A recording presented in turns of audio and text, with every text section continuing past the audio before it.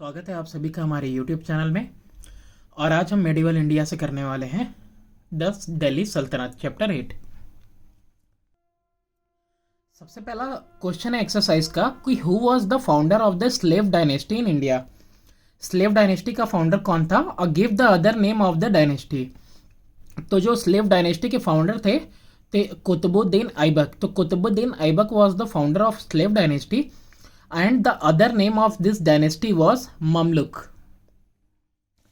Next question number 2 है कि why was Qutubuddin known as lakh Bakhsh. List any two of his qualities। तो देखो इसका आंसर ये है कि because of liberal distribution of money he earn the title Lakh Bakhsh. और दो क्वालिटीज के बारे में भी पूछा है। तो देखो इसकी क्वालिटीज क्या क्या थी कि he is regarded as the founder of the slave dynasty. और फिर है यहाँ पे कि to complete his master work Qutubuddin Aibak embarked on a series of conquest and captured the fort of Kalinjar in Bundelkhand and Anilwara capital of Solanki जिसको कहते हैं गुजरात।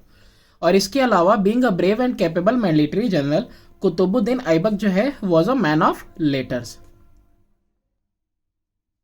ओके, तो ये क्वालिटीज हैं कुतुबुद्दीन ऐबक की। इसके अलावा जो उसमें जो टाइटल मिला था उसको लिबरल डिस्ट्रीब्यूशन ऑफ वेल्थ के लिए मिला था, तो वो भी आप उसकी क्वालिटीज में लिख सकते हो। Because of liberal distribution of money हैन लिखा है ना, he earn the title Lakh Bakhsh. तो यहाँ पे आप ये लिख सकते हो कि वो लिबरली डिस्ट्रीब्यूट करता था मनी, तो ये भी उसकी क्वालिटी है। Next question is state any two architectural feature of Qutub Minar. Qutub Minar का दो आर्किटेक्चरल फीचर बताना है।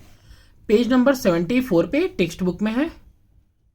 तो देखो यहाँ पे आप मेंशन कर सकते हो कि red sandstone marble and grey quartzite were used to construct the tower. Each of the tower has a projecting balcony. ये बालकनीज जो होती थी वो सपोर्ट होती थी in such a way that the whole structure, पूरा स्ट्रक्चर जो है लोड ले सके वेट का। And no wonder that such an old building has lasted so many centuries, कई सदी से चला आया। और इसके अलावा जो है कि वर्सेज ऑफ होली कुरान और कुछ जो है इंट्रिकेट कार्विंग थी with floral motifs are inscribed on this tower. इस टावर पे इंस्क्राइब किए हुए हैं। तो ये आर्किटेक्चरल फीचर हो गया। नेक्स्ट क्वेश्चन है mention any two military reform introduced by Alauddin Khilji. दो मिलिट्री रिफॉर्म बताने हैं जिसको अलाउद्दीन खिलजी ने इंट्रोड्यूस किया। पेज नंबर 76 पे टेक्स्ट बुक में। तो देखो यहाँ पे लिया हुआ है मिलिट्री रिफॉर्म में हेडिंग के अंदर कि अलाउद्दीन खिलजी जो है पहला रूलर था जिसने की फाउंडेशन डाला, नींव डाली थी परमानेंट स्टैंडिंग आर्मी की। उसने इंपोर्ट किया क्वालिटी हॉर्सेस को और स्टार्ट किया सिस्टम ब्रांडिंग हॉर्सेस डाक का, ताकि सोल्जर जो है कि उसको रिप्लेस ना कर सके इंफीरियर क्वालिटी ऑफ हॉर्स से। और उसने इंट्रोड्यूस किया सिस्टम ऑफ चेहरा, यानी कि giving a kind of identity card for every soldier. Her soldier को एक आइडेंटिटी कार्ड दिया, तो ये रिफॉर्म हो गया। नेक्स्ट क्वेश्चन है how did Alauddin Khilji expand his empire. तो पेज नंबर 75 पे है। तो यहाँ पे दिया हुआ है डेक्कन एक्सपेडिशन में कि अलाउद्दीन खिलजी जो था वो पहला सुल्तान था कि जिसने कन्क्वेयर किया था बल्क ऑफ नॉर्दर्न इंडिया और सेंड किया था एक एक्सपेडिशन कहाँ पे, डेक्कन, अंडर मलिक कफूर के अंडर में। और जो किंगडम था देवगढ़ी का, वारंगल का, द्वारा समुद्रा का और मदुराई का, वो सब भी उसने कन्क्वेयर किया। तो इस तरह से उसने जो है अपने एम्पायर को एक्सपेंड किया। नेक्स्ट क्वेश्चन देखते हैं। क्वेश्चन नंबर 6 है कि mention the two controversial step taken by Mohammed bin Tughlaq. दो कंट्रोवर्शियल स्टेप बताने हैं जो मोहम्मद बिन तुगलक ने लिया। पेज नंबर 76 पे है इसका टेक्स्ट बुक में। तो सबसे पहला स्टेप उसने ये लिया था कि ट्रांसफर ऑफ कैपिटल किया फ्रॉम दिल्ली टू देवगिरी। ठीक है, ट्रांसफर कर दिया था कैपिटल। और इसके अलावा उसने जो है इंट्रोड्यूस किया था टोकन करेंसी। तो ये दो स्टेप, इतना छोटा भी आप लिखोगे तो चलेगा क्योंकि ये शॉर्ट आंसर टाइप क्वेश्चन है। नेक्स्ट क्वेश्चन नंबर 7 है कि who was the commander in chief of the army during the sultanate period. Name the department which dealt with state correspondence during the sultanate period. तो commander in chief जो होता था army का सुल्तानत period में उसको सुल्तान कहते थे। Sultan was the commander in chief of the army during the sultanate period. और जो डिपार्टमेंट था उसका नाम था दीवाने इंशा। ओके, फिर क्वेश्चन नंबर 8 देखते हैं हम कि what was the iqta system. Iqta system के बारे में दिया है टेक्स्ट बुक में पेज नंबर 77 पे। तो देखो है क्या, ड्यूरिंग दिस पीरियड, इस एकता पीरियड में जो प्रैक्टिस था of giving grant of revenue from a territory to be known as the iqta system, इसी को एकता सिस्टम कहते थे। Those who were given iqtas were called iqtadar, जिनको इक्ता दिया जाता था इक्तादार कहलाते थे। और आउट ऑफ दिस ग्रांट, जो इक्तादार थे उनको मेंटेन करना पड़ता था खुद को और उनकी फैमिलीज को, and some soldiers for use by the sultan during war, और उन सोल्जर्स को भी जो कि सुल्तान इस्तेमाल करता वॉर के समय में। अब स्ट्रक्चर्ड क्वेश्चन है आपका। पहला है कि with reference to the sources of information about the Delhi sultanate give the significance of the following, कि फॉलोइंग का आपको इंपॉर्टेंस बताना है। पहली चीज तो इंस्क्रिप्शंस का क्या इंपॉर्टेंस था और कुतुब मीनार का। तो पेज नंबर 73 पे है दोनों ही, इंस्क्रिप्शन और कुतुब मीनार। अभी आपका स्ट्रक्चर्ड क्वेश्चन है, लेंथी तो होगा थोड़ा सा। तो इंस्क्रिप्शन में देखो, जो इंस्क्रिप्शन थे बहुत ही वैल्यूएबल सप्लीमेंट थे and not the sole sources, मतलब इकलौते सोर्सेज भी नहीं थे इंफॉर्मेशन के दिल्ली सल्तनत के। जो इंस्क्रिप्शन है वो मिलते हैं आपको सिक्कों पे, मॉन्यूमेंट पे, माइलस्टोन पे, टॉम स्टोन पे। और कुछ इंस्क्रिप्शन जो है संस्कृत में है, कुछ अरेबिक में है और कुछ ऐसे हैं जो कि दोनों लैंग्वेज में हैं। इसका एक एग्जांपल आपको मिलेगा, जो मोहम्मद बख्तियार खिलजी ने पहला सिक्का इश्यू किया था जिसमें कि अरेबिक और संस्कृत दोनों ही इंस्क्रिप्शन थे। फिर इसके बाद बात करते हैं कुतुब मीनार के सिग्निफिकेंस की। तो जो कुतुब मीनार है ये स्टार्ट हुआ था बनना बाय कुतुबुद्दीन ऐबक इन AD 1199, इसको नहीं भूलना लिखना। और एंड वॉज डेडिकेटेड था किसको, सूफी सेंट कुतुबुद्दीन बख्तियार काकी को, जो कि ग्रेटली वेनरेटेड थे by the people of Delhi. और जो स्ट्रक्चर था फिर वो कंप्लीट हुआ बाय इल्तुतमिश इन 1230। तो ये इंपॉर्टेंस था कुतुब मीनार का, ठीक है, कि वो डेडिकेटेड किसको था, कुतुबुद्दीन बख्तियार काकी को। और कब शुरू हुआ कुतुबुद्दीन ऐबक के द्वारा, और जो है कि उसका फिनिशिंग किसके द्वारा हुआ, इल्तुतमिश ने उसको फिनिश किया 1230 AD में। नेक्स्ट क्वेश्चन है कि with the reference to the Khilji dynasty answer the following question.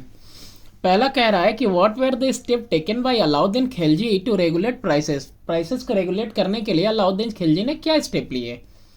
Next question है कि what were the method adopted by Alauddin Khilji to crush the power of nobility, कि अलाउद्दीन खिलजी ने क्रश करने के लिए पावर नोबिलिटी का क्या कोशिश किया, कौन से मेथड अडॉप्ट किए। और लास्ट वाला है कि व्हाट मेजर, कौन कौन से मेजर अलाउद्दीन खिलजी ने लिए ताकि इंक्रीज कर सके वो रेवेन्यू।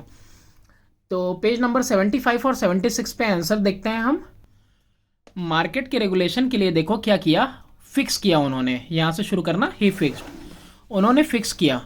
क्या फिक्स किया, कॉस्ट सारे के सारे कमोडिटीज़ का यानी गुड्स का, जैसे कि फूड ग्रेन्स है, शुगर है, कुकिंग ऑयल है, इन सब का कॉस्ट फिक्स कर दिया।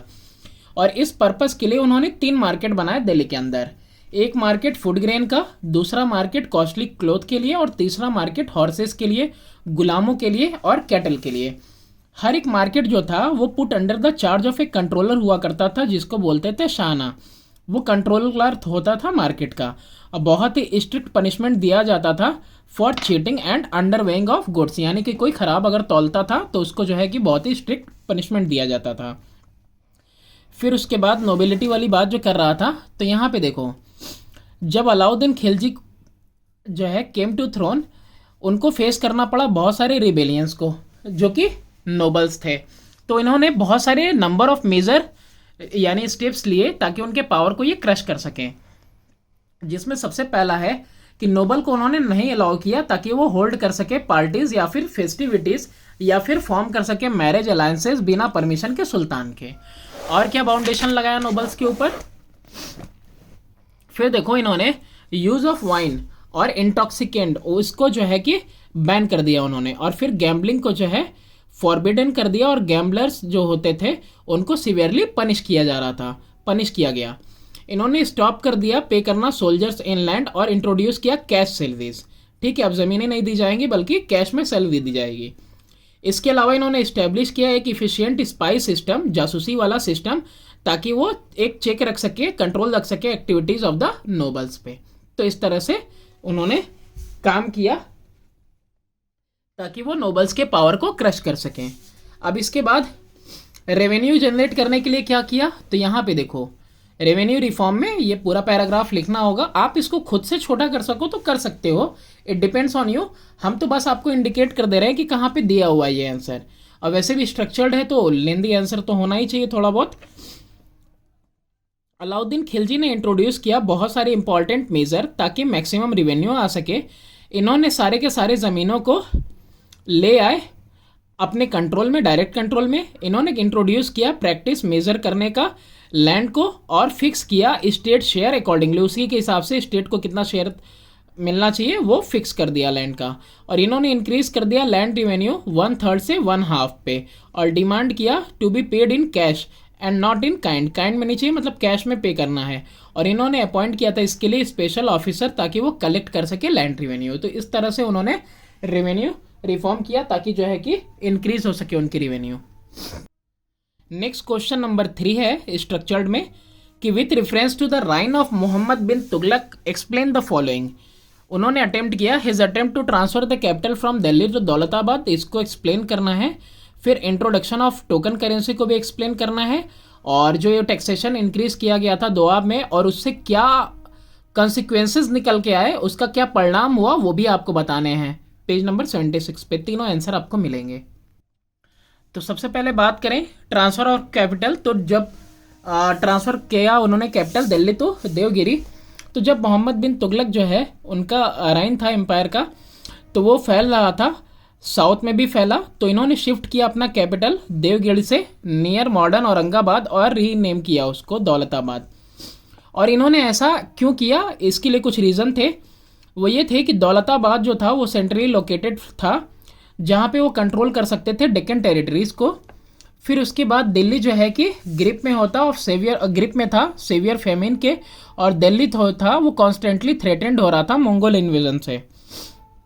ठीक है, तो इन्होंने जो है ऑर्डर किया द पीपल ऑफ दिल्ली को including religious heads to shift to Daulatabad, की जो है कैपिटल को शिफ्ट कर लिया जाए दौलताबाद। इसके बाद जो टोकन करेंसी है, तो टोकन करेंसी का भी देखो कि इन्होंने इंट्रोड्यूस किया टोकन करेंसी, और फिर कहता है कि मोहम्मद बिन तुगलक इंट्रोड्यूस किए हैं टोकन करेंसी। इसका मतलब ये होता है कि it meant introduction of bronze tanka, है ना, ब्रोंज टंका को इंट्रोड्यूस किया in place of silver tankas. और कह रहा है कि ये इसलिए किया गया था क्योंकि शॉर्टेज हो रहा था सिल्वर का, ठीक है, इसीलिए किया गया। लेकिन ये एक्सपेरिमेंट फेल हो गया क्योंकि सर्कुलेशन सही से नहीं होया, काउंटरफीट यानी कि नकले और फेक सिक्के बनने लगे बहुत ही लार्ज स्केल पे। तो ये टोकन करेंसी का एक्सप्लेनेशन हो गया। फिर उसके बाद इन्होंने जो टैक्सेशन लगाया था दोआब पे और उसके कॉन्सिक्वेंसेस, तो देखो हुआ क्या कि मोहम्मद बिन तुगलक जो है वो चाहते थे कि कॉन्क्वेयर करे टेरिटरीज को, न कि सिर्फ India but also central Asia के भी। और इसके लिए उनको रिक्वायर था बहुत सारी बड़ी आर्मी, बहुत लार्ज आर्मी चाहिए थी, इसलिए उन्होंने लार्ज अमाउंट ऑफ मनी जो है पे करना था उनको अपनी आर्मी को। तो वो पैसा कहाँ से आएगा, तो वो पैसा जो है जाहिर सी बात है पब्लिक देगी। तो ज़्यादा रिवेन्यू पाने के लिए उन्होंने लैंड टैक्स को इंक्रीज कर दिया जहाँ पे कि फर्टाइल रीजन थे, गंगा यमुना का दोआब था। और उसी समय क्या हुआ कि बहुत ही सीवियर फेमाइन जो है कि ब्रोक आउट हुआ उस एरिया में, और लोगों ने रिफ्यूज़ कर दिया एक्स्ट्रा टैक्स पे करने के लिए, और रोज़ इन रिबिलियन, और जो है बहुत सारे मुखालिफ हो गए, इनके खिलाफ हो गए। बट द टैक्स कलेक्टर जो थे उन्होंने कोई मर्सी नहीं दिखाई and took stern measure to collect the taxes. बहुत ही स्ट्रिक्ट मेथड से उन्होंने टैक्स वगैरह कलेक्ट किया। This made some of the pigeon, कुछ पीजन ऐसे थे कि जिन्होंने अबेंडन कर दिया अपनी ज़मीनें और चले गए भाग के जंगल को। तो ये कंसिक्वेंसेज हुए इसके। बात करें क्वेश्चन नंबर 4 की, तो बताना है कि with reference to administrative system of Delhi sultanate give the function of each of the following official. Ariz Mumalik, इसका फंक्शन क्या है, वजीर का फंक्शन, और दीवाने रिसालत का फंक्शन बताना है आपको। ठीक है, तो इस क्वेश्चन में क्वेश्चन नंबर 4 में एडमिनिस्ट्रेटिव रेफरेंस पे आपको बताना है जो दिल्ली सल्तनत का सिस्टम था, हर किसी का फंक्शन बताना है, अरीज मुमालिक, वजीर और दीवाने रिसालत का। पेज नंबर 77 पे टॉप से ही शुरू है कि जो मिनिस्टर इंचार्ज होता था आर्मी का उसी को अरीज मुमालिक कहते थे, और जो अरीज था वो कमांडर इन चीफ नहीं होता था आर्मी का, क्योंकि जो सुल्तान होता था हिमसेल्फ वो कमांड करता था सारे आर्म्ड फोर्सेस को। और जो स्पेशल रिस्पॉन्सिबिलिटी मिली हुई थी अरीज डिपार्टमेंट को, वो ये था कि वो रिक्रूट करेगा, इक्विप करेगा और पे करेगा आर्मी को। फिर बात करते हैं वजीर के बारे में।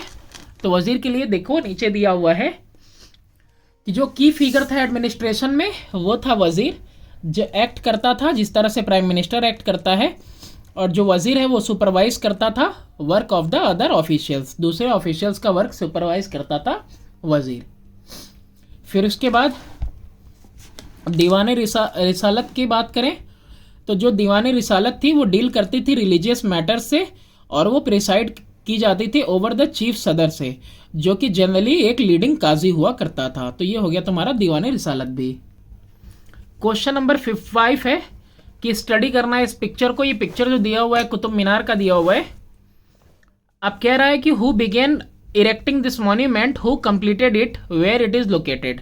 तो भाई बिगेन किया था कुतुबुद्दीन ऐबक ने, फिनिश किया इसको इल्तुतमिश ने 1230 में। और यहाँ पे ये स्टार्ट कब हुआ था, मैंने बताया था ना स्टार्टिंग में, ये स्टार्ट हुआ था 1199 एडी में और कंप्लीट हुआ था 1230 में इल्तुतमिश के द्वारा। और ये लोकेटेड कहाँ है, तो दिल्ली में लोकेटेड है। फिर कह रहा name the saint after whom the monument is named, what information do the monument of the sultanate period provide about the sultanate era. क्या इन्फॉर्मेशन मिलता है मॉन्यूमेंट से सल्तनत पीरियड के बारे में, सल्तनत एरा क्या। पहली बात तो ये देखो कि कौन से सेंट है जिनके नाम पे ये मॉन्यूमेंट है, तो कुतुबुद्दीन बख्तियार काकी, ये नाम है उनका। और ये देखो तुमको क्या इन्फॉर्मेशन मिलती है, तो वो पेज नंबर 73 पे देखो आप।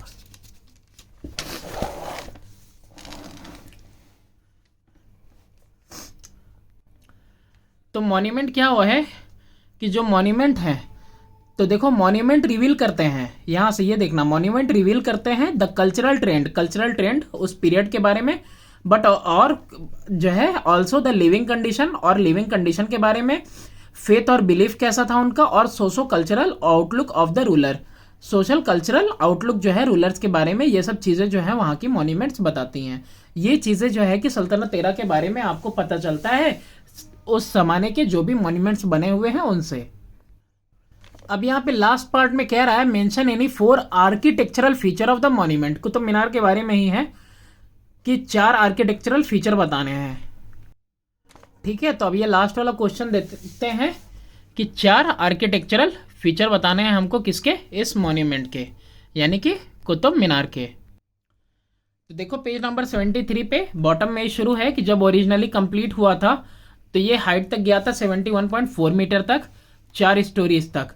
और जो टावर था फिर बाद में डैमेज हो गया लाइटनिंग से 1369 में, और फिर जो है रिपेयर हुआ और रिनोवेशन हुआ फिरोज शाह तुगलक के द्वारा, और फिर इसकी हाइट को इंक्रीज किया गया। ठीक है, तो ये इसका आर्किटेक्चरली है। फिर आगे कह रहा है कि इसके पास 4 स्टोरीज टेपरिंग थी एज द एसेंट, एक के ऊपर हर एक स्टोरी जो थी सेपरेट थी दूसरे से बाय प्रोजेक्टिंग बालकोनी, और जो एंट्रेंस था वो डोरवे था नॉर्थन साइड में।